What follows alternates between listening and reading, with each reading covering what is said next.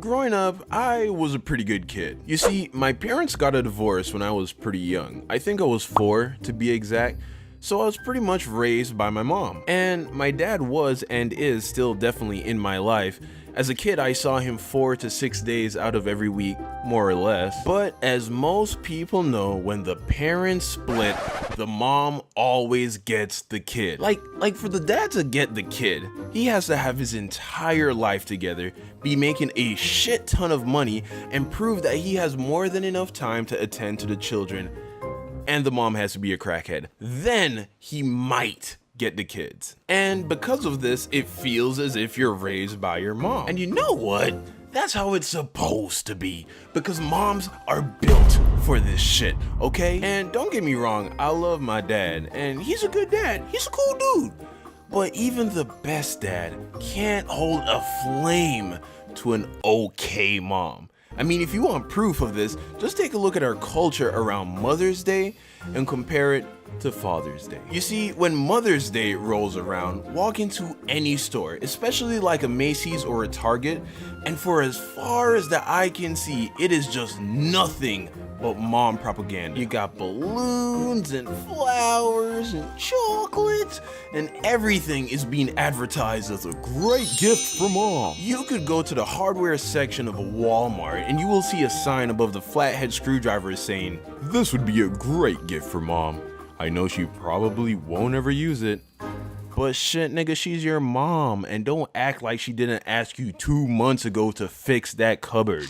Damn, you know the one I'm talking about, nigga. The one with the wobbly ass door. Stop being a bad son and buy this shit for her. And fix the damn cupboard. Damn, and pull up your pants. Stop acting like she ain't raised you right. With your Vienna sausage looking at neck, boy. Oh, and the greeting cards aisle? Jesus, there will be an entire aisle dedicated just to moms, because moms are awesome. They are the foundation to a good family. Dads, on the other hand, you walk into a store the day before Father's Day, and what do you see? There will be some small, pathetic, half-ass sign that was designed by an intern who's still in college and is just like, "Oh, don't forget, tomorrow is Father's Day," or something. Who cares, really? And then you look on the TV, and what are they advertising for Mother's Day gifts, right? They're advertising diamonds, flowers, and chocolates, and all kinds of shit. What do they tell you to get your dad? A cup. Get this nigga a cup. There you go, dad. Congratulations. Here's a cup. Nice. So as I was saying, I was pretty much raised by my mom, and my mom does not play. I learned from a very early age that I cannot fuck with my mom. She was not afraid to lay down that leather, if you know what I'm saying. So growing up, I never gave my mom too many reasons to give me a spanking, but there are 2 occasions that I can vividly remember getting an ass whooping for it. And this is the story of how I got the first one. So my mom is a pretty understanding lady. She's intelligent and highly educated. So she's in the type to just come home and be enraged and want to just beat the shit out of her kids for the slightest thing. However, there was one thing that would guarantee a proper ass whooping if you did it. And that thing was lying. My mom hates lies with a burning passion. Like, if you wanted my mom to just cut you off, just lie to her. So, scene, my house. I'm somewhere between 5 and 7 years old, and I had recently started to use scissors. Another thing to know about my mom is that she's super overprotective. So me getting permission to use scissors was a pretty big deal, okay? So I had recently gotten a school project to work on at home, and it involved cutting out pictures and pasting them on a poster board. So fast forward to the day before the project's due, and most of the work is done. So I get home from school and my mom's still at work, so I decide to continue working on the project without her. And seeing that I just got my scissors permit, I thought everything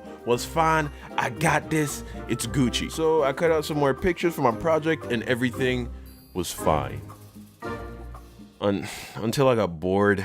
So I'm sitting there, a bored 5/6/7-year-old with a sharp pair of shiny scissors. Of course, I start walking around the house in search of something to experiment with. And not before long, I found my first and last test subject. At the time, I had an older cousin living with me, and she was either in her late teens or early 20s. I don't know, who cares?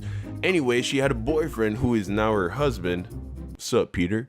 and he made a decent amount of money for his age at the time. At least that's what I want to think, because it makes what I'm about to tell you seem less of a dick move. So he had just bought her this nice fancy stereo, and I remember how cool it was when she got it. I see the stereo, and there was this thick black cord that ran from the stereo into an electrical outlet in the wall. That's what I decided would be the next best thing to try cutting. This is why I say I'm not sure how old I was at the time, because I love my cousin. I know what I'm about to tell you was not done because I had it out for her. I would also like to believe that I wasn't a fucking idiot as a child. That leads me to believe that I had to have been like 5 or something, but I can't see my mom granting scissors permit to a 5-year-old.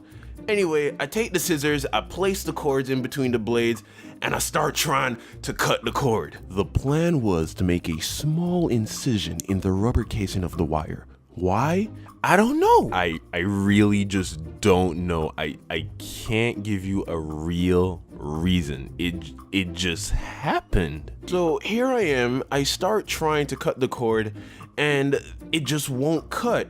So I am applying all of the pressure I can, and then... Will 6-year-old Don cut the cord? Will his mother come home and beat his ass? Find out this and more on the next episode of Don Hines.